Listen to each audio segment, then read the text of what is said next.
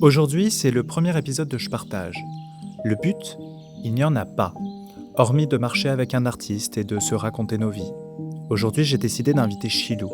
C'est un jeune homme, au cœur doux, et je trouvais ça important d'avoir comme premier invité une personne au cœur doux.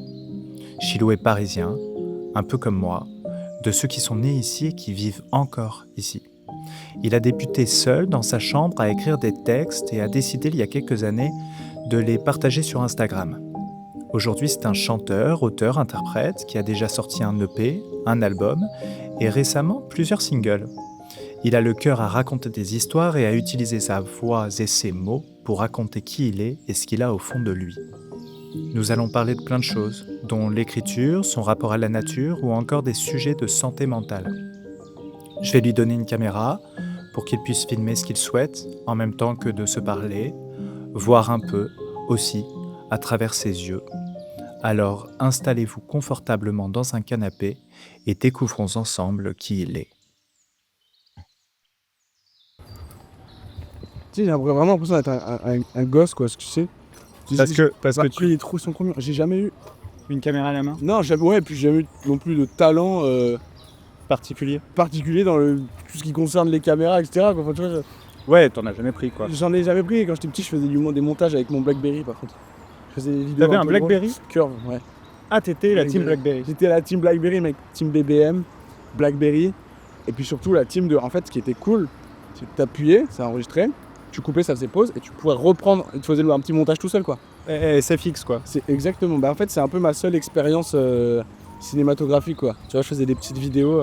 T'avais quel âge à l'époque J'ai eu le Blackberry à 14 ans. D'ailleurs, il a eu une triste fin, ce Blackberry. Il a fini écrasé sous un pied. Je ne dirais pas le pied de qui, mais sous un pied. C'était le pied de mon père, voilà. Ça va être Et il en avait marre que je sois dessus. Il a fait, allez, boum. Et du coup, plus de téléphone. Et du coup, je le remercie parce qu'en vérité, en fait, quand t'as pas de téléphone, que ce soit Blackberry, iPhone, tout, t'es carrément connecté à la réalité, tu vois. C'est quoi ton rapport avec les réseaux sociaux, à tout ça là? C'est un rapport. Moi, je dis toujours que les réseaux, c'est un peu une ex toxique, quoi. Tu vois, c'est que t'as besoin d'eux parce que c'est grâce aux réseaux sociaux que ta musique, elle peut être écoutée, que de nouvelles personnes peuvent te découvrir. Mais d'un autre côté, c'est tellement malsain. C'est tellement malsain. Tu devrais pas savoir ce que fait ton pote quand il est à l'autre bout du monde. Ou, puis même, tu sais, ces histoires de vues, de remis, de messages auxquels on n'a pas de réponse, tout ça. C'est des choses, en fait, ça te vexe pour rien. Alors qu'il y a 20 ans, tout le monde en avait rien à faire de ça, tu vois. Complètement. On se donnait rendez-vous, tu sais, à ton époque, en fait. Comment C'est la vieille bâtard. Mais tu sais, quand t'étais jeune, quoi. Le gros bâtard, Non, mais genre... à l'époque, tu te donnais un rendez-vous et puis tu y allais, quoi. Si au bout de 15 minutes, la personne n'était pas là, j'imagine que tu repartais. Ouais. Mais tu vois, il y a ça qui est un peu malsain, je trouve, sur les réseaux. Et puis, tu sais, tout le monde se montre vraiment sous son meilleur angle. Tu vois, on fait le culte et l'apologie des gens musclés, des gens refaits, des gens trucs. Alors qu'en vérité, les 3/4 des humains sur cette planète, ils sont pas vraiment comme ça non plus, tu vois. Donc c'est dommage. Et puis la culture du vide, il y a des choses très belles sur les réseaux sociaux, on apprend plein de choses et c'est magnifique. Mais d'un autre côté, c'est pour ça que moi quand je les ai pas, je suis trop content, quoi. Moi, je t'ai rencontré. Non, je t'ai pas rencontré, mais je me suis abonné à ton compte. Ouais. À l'époque où tu mettais tes freestyles Ouais. sur Insta. Absolument, ouais, bien sûr. C'était... Et c'est pour ça que c'est paradoxal ce que je te dis, c'est que grâce à Instagram et à TikTok dans un second temps, ma musique et ce que je racontais dans ma chambre, tout ça, ça a pu être écouté et j'ai pu avoir des gens qui me suivent, j'ai pu avoir des gens qui me disent « Ouais mais mec, c'est ouf ce que tu racontes, je ressens exactement pareil ». Donc déjà, d'un autre côté aussi, tu vois, ça te conforte vachement dans le fait déjà de te dire que t'es pas tout seul, sentir ce que tu peux ressentir, etc. Et ça peut aider d'autres gens. Donc en fait, c'est pour ça que les réseaux sociaux, ça a vraiment aussi un aspect qui est beau et qui est touchant, tu vois. Mais oui, l'époque, je me rappelle des freestyles de rap, c'était incroyable comme époque parce que je me rappelle, Donc quand ça a commencé à prendre, donc j'ai galéré quand même. Je postais toutes les semaines, je postais un freestyle tout le temps. T'as fait ça pendant combien de temps à peu près? Pendant toutes les semaines, pratiquement freestyle pendant 1 an. Vraiment. Et puis... Tiens, on essaye de monter par là. Ouais, carrément. Et puis, tu vois, là, j'ai dû mettre 1 an pour passer de 1000 à 10 000 abonnés. Ok. Et puis ensuite, je crois qu'en 3 ou 4 mois, j'étais passé de 10 000 à 115 000, tu vois. Et en fait, cette période-là, elle était complètement dingue. Salut. Elle était complètement dingue, mec, parce que je me réveillais le matin. Et encore une fois, ça veut dire que l'air de rien, c'est fou, mais ça veut dire que je m'attache aussi à certaines choses qui peuvent paraître futiles. Mais quand j'étais plus jeune, je me réveillais le matin et je voyais sur Insta, je sais pas, genre 5000 personnes se sont abonnées à votre compte. 25 000 personnes ont liké votre vidéo. Enfin, c'était que des trucs de dingue. Et du coup, en fait, ça donne de ouf. C'est fou, hein. La validation d'autrui te donne tellement confiance en toi.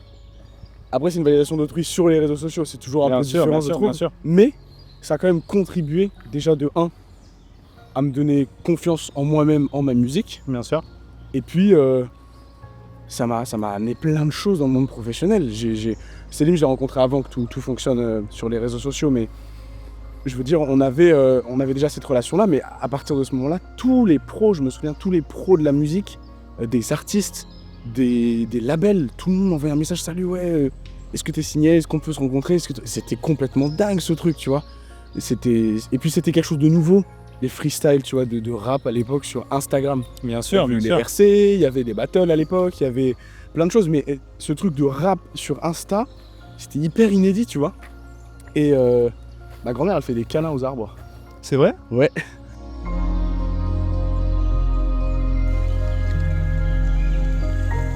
C'est quoi, toi, ton lien avec la nature?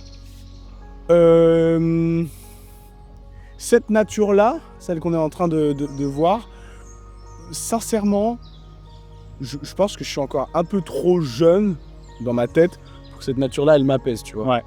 Par contre, toi qui as fait mon clip, plusieurs de mes clips, tu sais quel est mon rapport à l'eau, à l'océan, à la plage, à la mer, à toutes ces choses-là. Ça, par contre, je peux rester vraiment des heures et des heures et des heures. Parfois, je pars tout seul à Biarritz, je me pose et je regarde l'eau, comme ça, l'océan. Et ça fait un bien fou, en fait, dès que je suis proche de la mer. Après, cette nature-là, je lui trouve évidemment une certaine beauté, tu vois. Après, moi, je préfère quand même vachement l'été. Un charme automnal, quoi. Un charme automnal, tu vois. Bon, t'es content d'aller marcher avec ton pote et de discuter.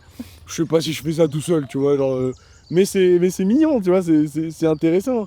Ces petits arbres un peu morts et que je filme. Et c'est peut-être parce que je suis vieux, justement. Non. Toi, t'aimes bien. C'est quoi ton truc, toi, par rapport à ça? Mais moi, je kiffe bien. Tu kiffes ce genre de truc, ouais, de te poser tout seul, aller marcher? Ouais, grave. Okay. Mais parce que je me sens full déconnecté à ça. Ah, je comprends. Moi, j'ai connu que ça. En vérité, j'ai vécu 2-3 ans à Lille, qui est pas non plus la campagne, tu vois. Ouais. Mais donc, moi, j'ai toujours connu le bruit des voitures, le bruit des klaxons, le bruit des gyrophares. Tu vois, encore, je me faisais la réflexion ce midi. Qu'est-ce que c'est bruyant, tu vois, ma rue, qu'est-ce qu'elle est bruyante. Donc moi j'ai toujours connu ça, je m'endors avec le métro qui gronde, enfin c'est toutes ces choses là. Mais je pense que je ne ferai certainement pas ma vie à Paris. Ça, c'est les amis, on a quand même plus un truc de voyage déjà. Moi le voyage, je pense que c'est l'une des choses les plus apaisantes émotionnellement, et c'est l'une des choses qui t'ouvre le plus l'esprit vis-à-vis des gens. Et ça te fait gagner en empathie aussi vachement le voyage. Bien sûr. Parce que t'es hors de ta zone de confort. Tu voyages dans des endroits où la culture est très différente. Moi, par exemple, tu vois, je suis amoureux de l'Asie aussi, pareil. Ouais, tu bien sais, sûr, tu m'avais dit, ouais. Mais je sais que quand je vais par exemple en Thaïlande ou quand je suis allé au Cambodge ou au Vietnam, bah ça n'a rien à voir avec chez nous, quoi. Ouais. Donc et c'est ça que t'aimes bien ? Ouais, c'est ça que j'aime bien, ouais. C'est me sentir pas me sentir en décalage. J'aime m'adapter, en fait. Je crois que c'est en fait, je crois que c'est l'une des choses que j'aime le plus. C'est l'adaptation, c'est comprendre comment les gens fonctionnent,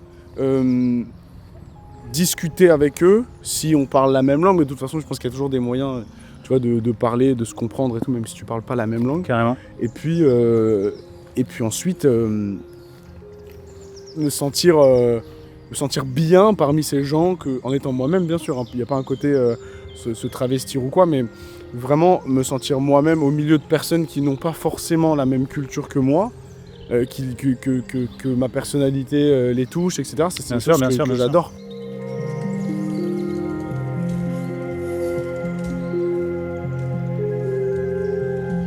Dans un des freestyles, tu dis la phrase suivante. Écrire ce que je ressens fait-il de moi un artiste? Ah, vague question, hein. T'as répondu à ça? C'est une trop bonne question, j'y ai même pas pensé. C'est dans quelle chanson, tu te rappelles ou pas? Je te l'enverrai. Plus, ouais. En tout cas, t'as bien bossé, t'as trouvé ta phrase et tout, c'est stylé, elle est trop bien la phrase. Mais c'est toi. Ouais, c'est de Moi, moi. j'y suis pour rien du tout. Ah, laissez passer. Écrire ce que je ressens fait-il de moi un artiste? Ouais, c'est ça. Mais c'est tu ça. l'avais, c'était dans un freestyle aussi. Oui, un freestyle, absolument, parce qu'en fait, laissez passer ma chanson, j'ai mis bout à bout de freestyle. En fait. Ah ok. Le gars qui se fait vraiment pas chier, tu sais. Non, du coup, oui, écrire ce que je ressens fait-il de moi un artiste? Non, pas du tout, en fait. Pas du tout. Moi, j'ai du mal déjà avec le mot artiste. Artiste, tu vois, je me mets pas dans la même cour que ces gens que j'appelle artistes, tu vois. Ouais. Type. Pour moi, des artistes, c'est... bon, déjà, alors si on se base sur la musique, moi, un artiste, pour moi, c'est Aznavour, c'est Stromae. Ouais. Hein, si on peut citer quelqu'un Bien sûr. d'un petit peu plus récent, Stromae, c'est un artiste de fou. Parce que c'est des gars qui sont bons dans tous les compartiments. Si tu veux, c'est des mecs qui font de la bonne musique, qui savent se réinventer. Carrément. Qui sont excellents sur scène. C'est des mecs qui ont une com aussi qui est juste absolument dingue. C'est des mecs qui sont affamés. Je pense à Aznavour, mais affamés. C'est-à-dire qui pourraient crever, tu vois, pour la musique. C'est fort, quoi. C'est fort. Moi, j'aime la musique, tu vois. J'adore la musique. À la base, moi, j'aime l'écriture, tu vois. Je pourrais mourir pour l'écriture parce que ça, c'est vrai de vrai. Mais si on se focus, tu vois, vraiment musique, c'est très fort de se dire, tu vois, Aznavour dans le film et tout, enfin, il est motivé, quoi, tu vois, je crois qu'il perce à je sais plus quel âge, enfin, c'est des mecs, Bien sûr. ils ont jamais voulu lâcher, quoi, c'est dingue. Et donc, écrire ce que je ressens fait-il de moi un artiste? Moi, honnêtement, je suis juste un gars à la base qui écrit ce qu'il n'arrive pas à dire. Si ça a fait de moi un artiste, ou du moins, si ça m'a aidé à gagner ma vie, par exemple, je suis trop heureux, tu vois. Je suis le plus heureux du monde. Mais de là à dire, je suis un artiste. Non, aujourd'hui, je suis pas un artiste. Aujourd'hui, je suis un auteur-interprète. C'est pas, tu vois, c'est pas en fait, pareil. ce qui est intéressant, c'est que là, ce que tu me dis, c'est que tu es plus aligné avec la première partie de la phrase. Ouais. Écrire ce que je ressens. Ouais, bien sûr. Plus que devenir un artiste. Ouais, parce que ça a jamais été le but. Tu vois, de ma vie. En fait, j'ai jamais dit, et les gens le savent et tout le monde le sait, j'ai jamais dit je veux devenir un artiste, je veux être chanteur, je veux être ou je voulais être rappeur. J'ai jamais dit ça. Moi j'étais parti, j'ai fait un bac, j'ai fait deux secondes catastrophiques. Je rencontre l'écriture, je rencontre l'écriture en première, vraiment, tu vois, quand je rentre en première, je me mets à écrire beaucoup, mais comme une thérapie, tu vois, comme juste pour pas aller chez la psy, par exemple. Ouais. Donc j'écris, et puis à un moment donné, je me dis, ok, j'aimerais bien en fait avoir un avis extérieur autre que mes parents ou que mes proches. Et c'est là où en fait j'y prends goût à partager aux gens, etc. Mais je me dis absolument jamais, ça va être ton métier. Ouais, c'est Si là tu que me le dis rap ça il y a rentre, 5 ans, exactement. en fait. Tu me dis ça il y a 5 ans, tu me dis Achille, ça va être ton métier, tu vas tourner des clips, tu vas faire des concerts, tu vas gagner ta vie, tu vas avoir des chansons qui tournent en radio, en télé. Je te regarde, je te dis ouais.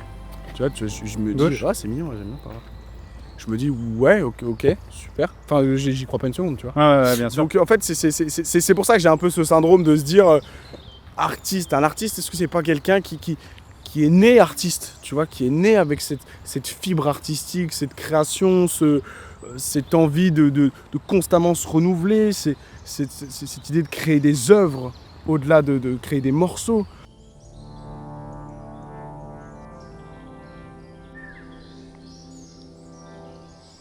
En fait, moi, le plus important, ça va paraître bateau, mais tout ce que je fais dans ma vie, toutes les décisions que je prends, c'est pour mon bonheur. C'est hyper important, tu vois. Donc, la musique aujourd'hui me rend heureux, tu pour vois. juste rebondir, genre, Ouais. t'as sorti un titre qui s'appelle Tout finit par s'arranger. Ouais. Je vois que tu parles beaucoup justement du bien-être, du fait d'essayer de faire en sorte d'être heureux, de la santé mentale en fait. Bien sûr. C'est le terme que je cherchais.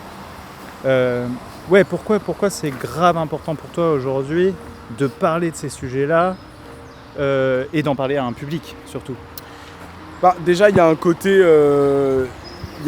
où moi, ça me fait du bien aussi de parler de ces choses-là, un peu comme un effet miroir. Ouais. Tu vois, donc d'en parler aux gens, moi aussi, ça me fait conscientiser certaines choses, tu vois. Et puis parce que les gens ne disent rien en vérité. Les gens ne... Il y a une phrase que je trouve très touchante, c'est la phrase qui dit « On ne sait jamais ce qui se passe quand une personne referme la porte de chez elle. » Tu vois. Et je trouve ça, ça peut paraître bateau comme phrase, mais...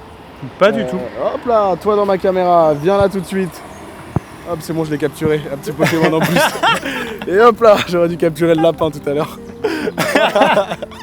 Donc du coup, ça peut paraître bateau, mais je trouve ça très touchant. Et il y a beaucoup de gens qui sont très malheureux, qui sont en déprime, voire en dépression, hein, évidemment que ce sont deux choses différentes. Bien sûr. Et qui n'en parlent à personne, qui n'en parlent pas. Et donc moi, j'ai peut-être ce syndrome un peu... Tu sais, ça existe le syndrome du sauveur, entre guillemets, mais bien sûr. pas forcément lié, je pense, mais peu importe. J'ai ce truc-là où je me dis, attends, mais moi, je le ressens. Mais vas-y, viens, je te le partage, en fait. Viens, on se dit les choses, tu vois.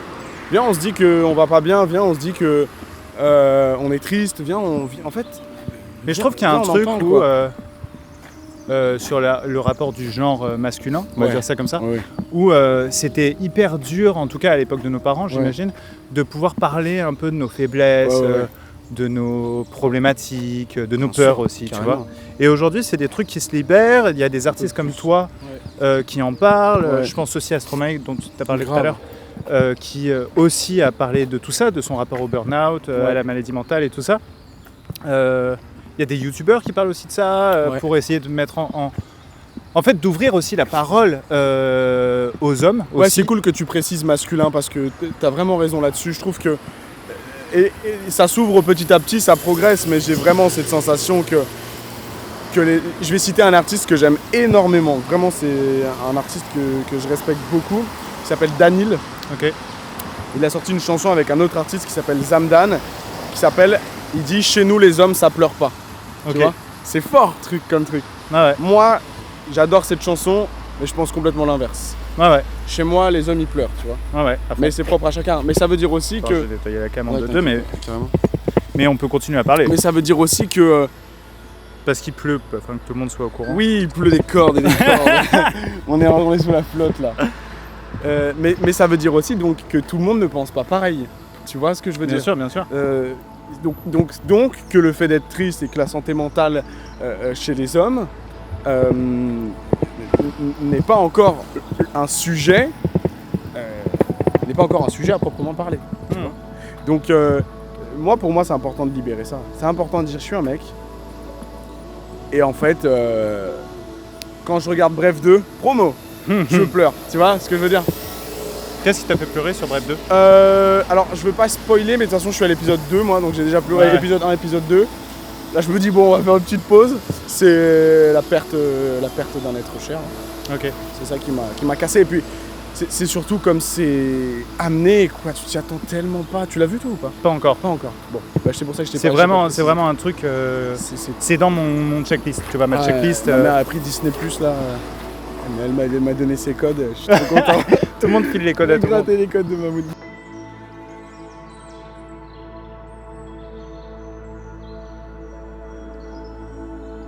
Moi, il y a un truc qui est hyper important, en tout cas à parler dans ce podcast / vidéo, qui est la première aujourd'hui, c'est la pluridisciplinarité.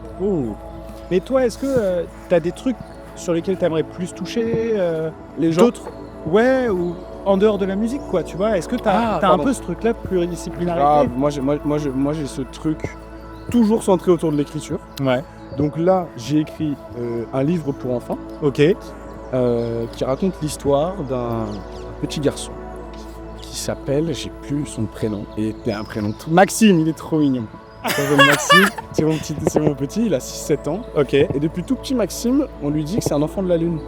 Oh, waouh, d'accord. Donc Maxime, il dit, mais si je suis un enfant de la Lune, il faut bien que j'aille sur la Lune, moi, en fait. Et donc un soir, il va partir à bord de son vaisseau spatial, son lit, et il va prendre son doudou fantôme, et puis il va mettre les voiles direction la Lune, tu vois. Et j'aimerais que ça soit illustré, Ok. une belle histoire illustrée. Et j'aimerais également avoir une bande originale, un peu comme le Soldat Rose, tu vois. Ah ouais, grave. Donc j'ai demandé à 2-3 personnes que j'aime bien, 2-3 artistes. Type Émilie Jolie. Exactement, ou ce genre de choses. Émilie Jolie, tout ça. Moi j'aime beaucoup ça. Et puis là je prépare aussi, j'aimerais préparer aussi un recueil de poèmes. Ok. Recueil de poésie, pareil, illustré. Je sais pas exactement quand, mais j'ai écrit beaucoup de poèmes, tu sais, donc Ouais, tout bien ce qui est sûr. lié à l'écriture. Puis la suite, j'aimerais écrire un roman. J'ai discuté avec un super artiste que j'aime beaucoup, qui a un peu cette même vision que moi, qui est amoureux de l'écriture aussi. Et lui, pareil, il s'appelle Lord Esperanza, il a plein, Très bien. il a plein de projets aussi liés à l'écriture. Et on parlait de ça hier ou avant-hier. Et c'était super, super intéressant. Et moi, j'ai aussi un projet, j'aimerais bien écrire un roman. Tu vois, moi, je dis pas mal aussi, donc c'est des choses qui m'inspirent beaucoup. Ouais, mais c'est des choses qui sont importantes pour toi, en tout Grave. cas. C'est ma dream list. C'est pas une to-do list, mais c'est une dream list. Tu vois, c'est un truc de... Je rêve, ok, je vais faire ça, sortir un album de musique, ok. Dans la musique, il y a... je veux faire l'Olympia, je veux faire Zénith, Bercy, les plus beaux festivals de France, partir au Canada pour... conquérir le cœur du Québec, c'est bon, c'est pas fort. Du Québec, et ensuite pourquoi pas aller dans plein de pays, faire des concerts. Ok, super, c'est cool, c'est la musique, très bien. Mais derrière, j'ai envie de sortir un livre, j'ai envie d'écrire que mon recueil de poèmes y sorte, j'ai envie que mon histoire pour enfants elle sorte. J'ai plein de... Plus j'avance par contre dans ma carrière entre guillemets, plus je me dis qu'il est possible de faire plein de choses et moins je me ferme de portes, tu vois. Ok. Et ça c'est trop cool.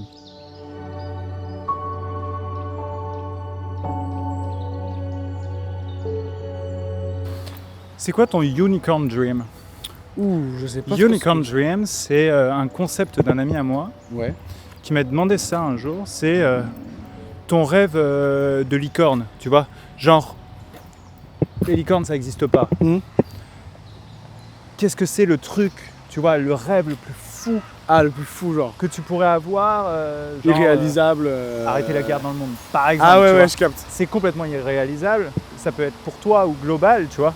Mais ce Unicorn Dream un peu, genre. Waouh, c'est ouf. On se pose sur le banc pour Ouais, faire grave. ça. C'est une question dure. C'est vrai qu'on ne demande pas souvent aux gens de... Leur Unicorn Dream. Viens sur ma jambe, toi. Allez. Voilà. C'est vrai qu'on leur demande pas souvent. Toi, c'est quoi déjà? Aide-moi un peu. Moi, ça a été longtemps être serein. Ah ouais. Tu vois, je trouve que c'est pas un goal hyper compliqué sur le principe. Sur le papier, ouais. Et en fait, tu vois, par rapport à tout ce qu'on dit là depuis le début et tout, il y a un truc, tu vois, on a beaucoup parlé justement de la santé mentale, de ce genre de choses et tout. Quand on est vraiment dans ce genre de moment un peu perdu, on a vraiment l'impression que c'est un unicorn dream. Tu vois. Ouais, c'est vrai. Que c'est quelque chose, ça va être vraiment compliqué d'atteindre ça. C'est vrai, je suis d'accord.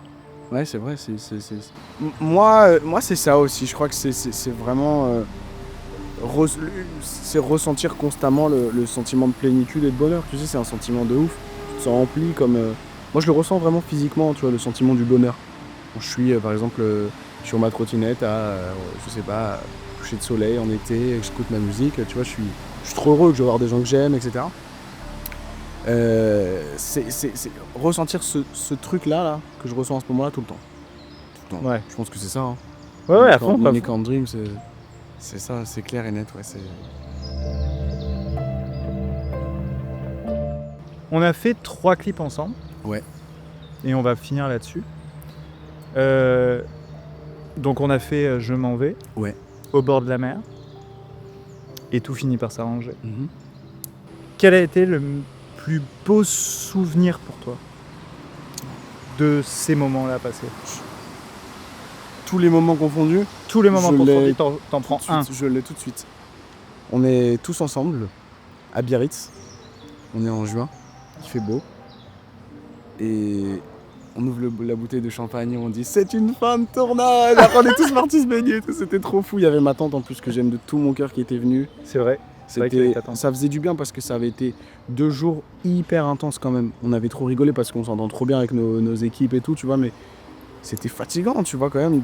Tu sociabilises tous les jours avec les gens. Qui Pour viennent te remettre chercher le en stop. contexte, Ouais, carrément. c'était un clip qu'on a fait où le but du clip c'était de faire Paris-Biarritz que en stop. Que en stop. Et on a vraiment pas triché pour eux. Et on n'a vraiment pas triché.